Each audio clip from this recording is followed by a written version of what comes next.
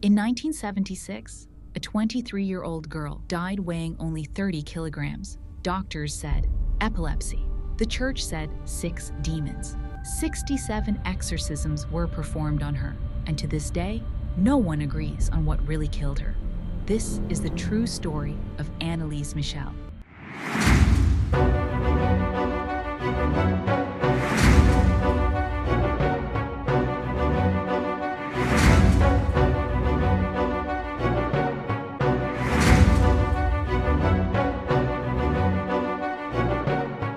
On a very quiet night, a 23-year-old girl looked at her mother and said, "Mom, I'm scared."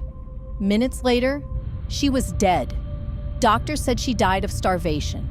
The church said she died after 6 demons left her body. Her name was Anneliese Michel. And if this video reaches 1,000 subscribers, I'll start a full series about the most disturbing cases that shocked the world. Cases where science and faith stood powerless. Let's go back to the beginning. Anneliese was born in 1952 in a small village in Bavaria, Germany. Her family was deeply religious. The church wasn't just somewhere they went, it was the center of their lives. Daily prayers, mass twice a week, strict religious discipline. Her mother, Anna, had endured severe social pressure because she had a child before marriage. At that time, it was considered shameful. She was forced to wear a black wedding dress instead of white. Guilt and religious devotion shaped the household atmosphere. Anneliese grew up quiet, intelligent, and gentle. She loved music and Latin. No one expected her life to take such a dark turn. But illness was always part of her story. Measles, mumps, scarlet fever, frequent hospital visits. Nothing that seemed fatal, just fragile health. Until she turned 16. One ordinary day at school, they said it was stress, exhaustion, too much studying. But that same night, her body became completely paralyzed. She couldn't move. She couldn't speak. She wet the bed, and it happened again. Doctors diagnosed epilepsy. She was prescribed strong medication. The seizures became less frequent, but her personality began to change. She became withdrawn, sad, afraid of something she couldn't see. She said something was watching her. Strange smells would appear suddenly. Voices, knocking sounds. In the hospital, while praying, witnesses claimed her eyes darkened for a moment and her hands clenched like claws. Maybe exaggeration, maybe hallucination. But those who were there insisted it happened. That's when the real struggle began. Severe depression, suicidal thoughts, a feeling that she didn't belong in this world. She wanted to go to university, live normally, fall in love, get married. And she did fall in love with a young man named Peter. He stayed with her until the very end. He believed she was still the Anneliese he knew. That's something many people don't talk about. But the illness kept growing. In 1973, her family took her on a religious trip to Italy. As soon as she approached a church, she suddenly stopped. "My feet are burning," she said.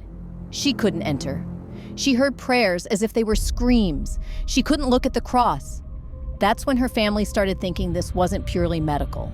The medication had reduced the seizures, but new and stranger symptoms appeared.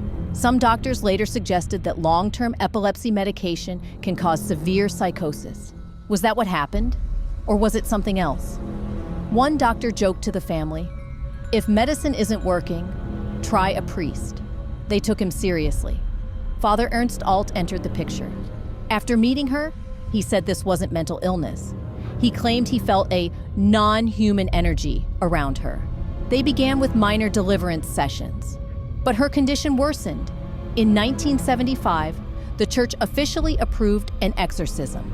67 sessions, over 11 months, twice a week. Each session lasting up to 6 hours. During these sessions, Anneliese changed. She screamed, spoke in voices that didn't sound like her own, sometimes 2 voices at once.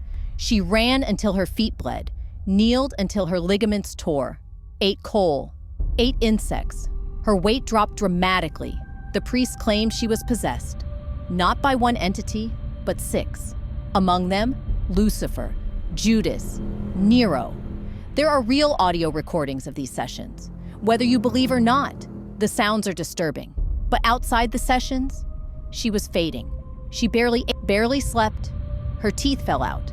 Her weight dropped to 30 kilograms. And that's when the real question grows louder. Were the exorcisms saving her or killing her? June 30th, 1976. The final session. After it ended, she seemed calm.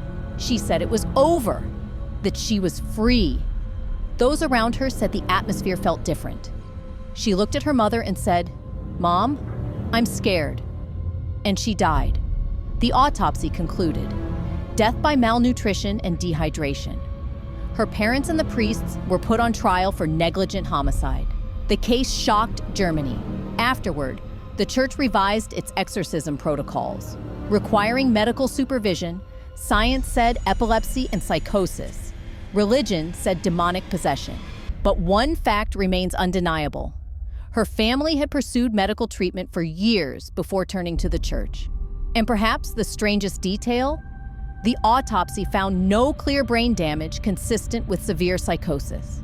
So we're left with two terrifying possibilities. Either this was a tragic mental illness, misunderstood and mishandled, or something happened that we still cannot explain. There is no single answer, and maybe that's what makes this case so disturbing. Now, I want to know what you think. If you were in her parents' place, would you have continued medical treatment or turned to the church? Let me know in the comments. And if we reach 1,000 subscribers, this series continues, and the next cases are even darker.